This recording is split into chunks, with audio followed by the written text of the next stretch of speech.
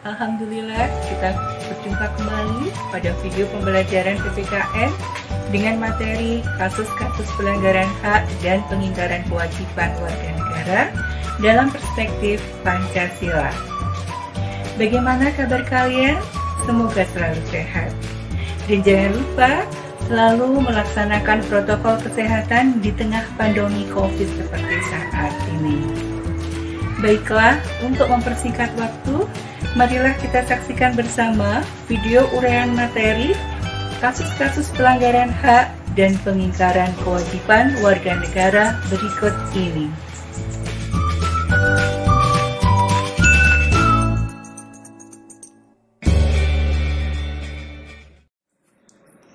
Selamat berjumpa kembali dengan video pembelajaran PPKN. Materi kita kali ini membahas tentang kasus-kasus pelanggaran hak dan pengingkaran kewajiban warga negara dalam perspektif Pancasila. Materi kita kali ini sesuai dengan kompetensi dasar 3.1 menganalisis nilai-nilai Pancasila terkait dengan kasus-kasus pelanggaran hak dan pengingkaran kewajiban warga negara dalam kehidupan berbangsa dan bernegara.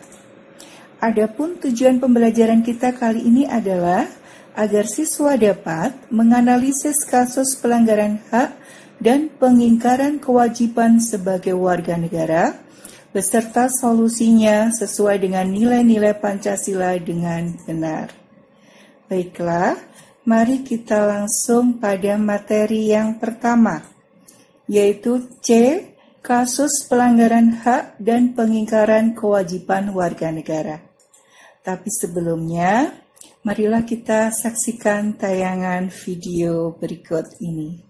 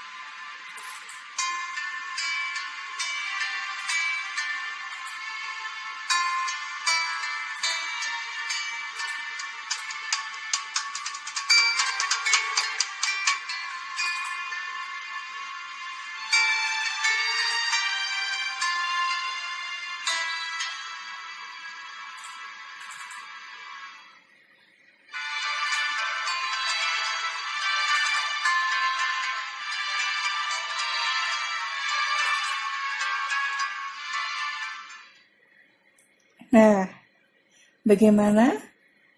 Kira-kira kalian bisa meraba video tersebut menggambarkan kasus dari pelanggaran hak ataukah pengingkaran kewajiban? Iya, tepat. Video tersebut menggambarkan tentang salah satu kasus dari pelanggaran hak warga negara. Karena video tersebut menggambarkan tentang anak yang putus sekolah karena faktor kemiskinan, karena faktor ekonomi, sehingga dia harus terpaksa bekerja untuk membantu perekonomian keluarga. Nah, sekarang kita analisa. Generasi yang memiliki ilmu, memiliki pendidikan, memiliki keterampilan, berakhlak mulia, itu adalah aset dari bangsa kita untuk membangun. Jika terjadi seperti video tadi, maka anak ini akan memilih bekerja, membantu ekonomi orang tua, membantu ekonomi keluarga, daripada bersekolah. Dengan mereka putus sekolah, secara otomatis tingkat buta huruf di Indonesia akan meningkat.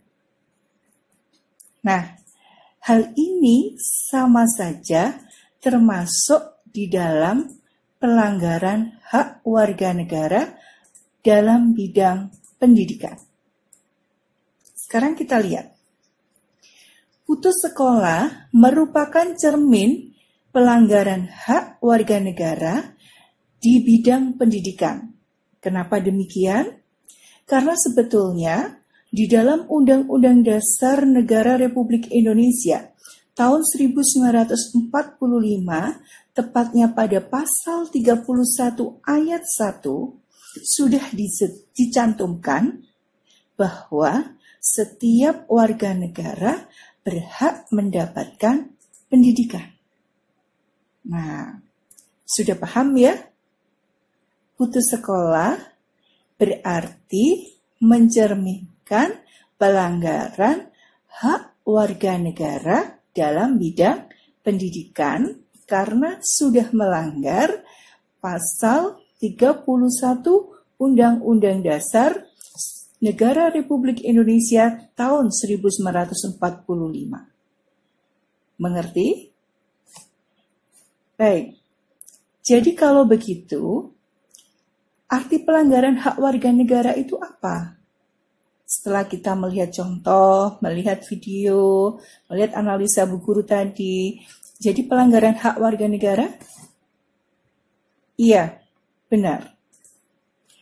Pelanggaran hak warga negara adalah pelanggaran terhadap hak-hak warga negara yang telah tertulis di dalam perundang-undangan yang ada. Guru ulangi, pelanggaran hak warga negara merupakan pelanggaran terhadap hak-hak warga negara yang telah tertulis di dalam perundang-undangan yang ada. Bisa dipahami ya? Next. Perhatikan gambar berikut. Kalau kita melihat gambar ini, ada pengendara sepeda motor, pelajar, 3 anak berboncengan, 1 menggunakan helm, 2 tidak menggunakan helm. Nah, ini adalah sudah jelas melakukan pelanggaran peraturan lalu lintas. Dari gambar ini, kita bisa menyimpulkan bahwa itu adalah salah satu contoh dari kasus pengingkaran kewajiban. Kenapa demikian? Karena gambar tersebut menggambarkan tentang pelanggaran lalu lintas. Sementara pengingkaran kewajiban sendiri itu apa? Pengingkaran kewajiban warga negara adalah pelanggaran seorang warga negara dalam memenuhi segala sesuatu yang menjadi kewajibannya. Jadi kewajiban warga negara adalah mematuhi peraturan lalu lintas. Jika dia tidak mematuhi atau melanggar peraturan lalu lintas, berarti dia sudah melakukan pengingkaran kewajiban warga negara. Paham? Oke, lanjut ya. Next. Sekarang kita masuk pada faktor-faktor yang menyebabkan terjadinya pelanggaran hak dan pengingkaran kewajiban. 1. Ada faktor internal, berarti berasal dalam diri seseorang. Yang pertama di sini ada sikap egois. Sikap egois itu adalah sikap yang tidak memperdulikan kepentingan orang lain, tetapi hanya memperdulikan kepentingannya dia sendiri. Jadi akunya yang lebih besar. Nah, biasanya orang-orang yang semacam ini, dia akan lebih menuntut haknya dan kewajibannya mereka abaikan. Yang kedua, rendahnya kesadaran terhadap peraturan. Kalau warga negara ini memiliki kesadaran yang rendah, maka secara otomatis akan sering terjadi pelanggaran terhadap peraturan. Nah, pelanggaran terhadap peraturan ini bisa menyebabkan terjadinya pelanggaran hak sekaligus juga pengingkaran kewajiban warga negara. Yang ketiga, sikap tidak toleran. sikap tidak toleran ini maksudnya bagaimana? Suatu sikap yang tidak bisa menerima perbedaan. Jadi dia tidak bisa menerima pendapat orang lain, kemudian keadaan orang lain, kepercayaan orang lain. Dia tidak bisa menerima. Jadi dia tidak bisa menerima kalau orang lain itu tidak sama dengan dia. Jadi dia tidak toleran. Nah, sikap tidak toleran ini akan mengakibatkan juga terjadinya pelanggaran hak dan pengingkaran kewajiban. Next, ada faktor eksternal. Faktor eksternal itu apa? Salah satunya adalah faktor eksternal itu adalah faktor yang berasal dari luar diri seseorang. Salah satunya adalah penyalahgunaan kekuasaan. Misalnya, contohnya nih ya, seorang pejabat yang melakukan tindak pidana korupsi misalnya. Nah, di sini pejabat tersebut lebih mementingkan dirinya sendiri daripada hak-hak dari rakyat. Karena sebetulnya uang negara itu adalah haknya dari rakyat. Kedua, penyalahgunaan teknologi. Memang teknologi itu diciptakan untuk mempermudah pekerjaan manusia. Dampak dari teknologi pun ada positif, ada negatif. Nah, tergantung dari mentalitas si pengguna teknologi itu sendiri.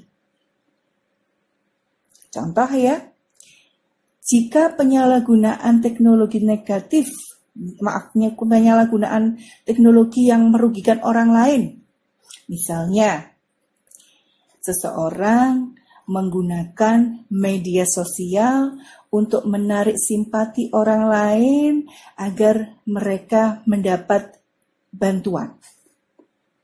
Padahal ini adalah bohong, tidak tepat, tidak benar. Nah, itu adalah salah satu penyalahgunaan teknologi. Yang berikutnya adalah kesenjangan sosial dan ekonomi yang tinggi. Kesenjangan sosial dan ekonomi yang tinggi ini menyebabkan adanya kecemburuan sosial. Makanya kita sering mendengar di berita kenapa terjadi perampokan, terjadi penjamretan, ya. Ini adalah salah satu faktor dari kesenjangan sosial. Sampai dari sini sudah paham ya? Bu Guru ulangi lagi. Berarti faktor yang menyebabkan terjadinya pelanggaran hak dan pengingkaran kewajiban itu ada dua faktor. Satu faktor internal berasal dari dalam diri seseorang. Kemudian kalau faktor eksternal berarti berasal dari luar diri seseorang. Next kita lanjutkan. Materi berikutnya adalah D. Penanganan pelanggaran hak dan pengingkaran kewajiban warga negara. Nah, untuk penanganan ini bisa dilakukan oleh pemerintah dan juga masyarakat. Pemerintah di sini bisa melakukan tindakan pencegahan dan juga bisa melakukan penanganan kasus. Guru ulangi ya. Penanganan pelanggaran hak dan pengingkaran kewajiban warga negara bisa dilakukan dari dua unsur. Satu, pemerintah. Dua, masyarakat. Pemerintah di sini bisa melakukan tindakan pencegahan dan juga penanganan kasus. Nah, kita lihat. Untuk tindakan pencegahan yang dilakukan oleh pemerintah bisa dilakukan dengan cara satu adalah supremasi hukum dan demokrasi harus ditegakkan. Supremasi hukum itu apa maksudnya? Supremasi hukum itu adalah hukum itu harus benar-benar ditegakkan, dijalankan. Yang kedua, mengoptimalkan peran lembaga-lembaga yang berkaitan dengan penegakan hak dan kewajiban warga negara. Misalnya ada Komnas HAM. Di sini Komnas HAM adalah suatu lembaga negara yang dibuat untuk melindungi hak-hak dari warga negara. Kemudian berikutnya, meningkatkan peradilan nasional. Berikutnya, next, meningkatkan peran pengawasan dari masyarakat dan lembaga politik. Next, meningkatkan persatuan dan kesatuan unsur-unsur masyarakat. Memang, persatuan dan kesatuan masyarakat ini sangat dibutuhkan di dalam membentuk stabilitas nasional ya. Kemudian next yang terakhir, meningkatkan penyebarluasan prinsip-prinsip kesadaran berbangsa dan bernegara. Nah, bagaimana dengan penanganan kasus? Selain upaya pencegahan, pemerintah juga menangani kasus dan menindak bagi pelanggar hak dan pengingkaran kewajiban warga negara. Di sini, tindakan penanganan kasus tersebut dilakukan oleh lembaga negara yang bertugas menegakkan hukum, yaitu 1, ada Kepolisian Republik Indonesia, ada TNI, ada KPK, dan yang terakhir lembaga peradilan. Ini adalah lembaga-lembaga yang bertugas untuk menegakkan hukum. Berikutnya, bagaimana masyarakat seperti kita juga bisa melakukan pencegahan terhadap tindakan pelanggaran hak dan pengingkaran kewajiban warga negara. Dengan cara apa? 1, membudayakan sikap menghormati hak orang lain. Ya. Pada materi sebelumnya, Bu Guru sudah pernah mengatakan bahwa jika kita menjalankan kewajiban kita, berarti sama saja kita sudah menghormati orang lain, demikian pula sebaliknya. Yang kedua, membiasakan mendahulukan kewajiban sebelum menuntut hak. Nah, ini yang perlu ditekankan ini ya. Jadi membiasakan mendahulukan kewajiban sebelum menuntut hak. Oke. Sampai dari sini materi kita ada yang perlu ditanyakan? Jika ada yang perlu ditanyakan, Anda bisa menanyakan di grup WA tugas PPKN. Oke, kita masuk pada tugas daring sekarang ya. Tugas daring kali ini berikan 5 contoh kasus pelanggaran hak dan pengingkaran kewajiban warga negara pada lingkungan sekolah, serta upaya pencegahannya. Bisa dipahami ya? Nah, tugas ini silakan Anda kerjakan di buku tulis, kemudian Anda upload, Anda foto dan Anda upload di grup WA tugas PPKN.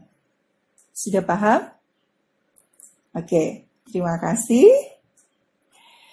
Sekian materi pembelajaran kita hari ini. Semoga bermanfaat bagi anak-anakku semuanya. Tetap semangat, jaga kesehatan ya.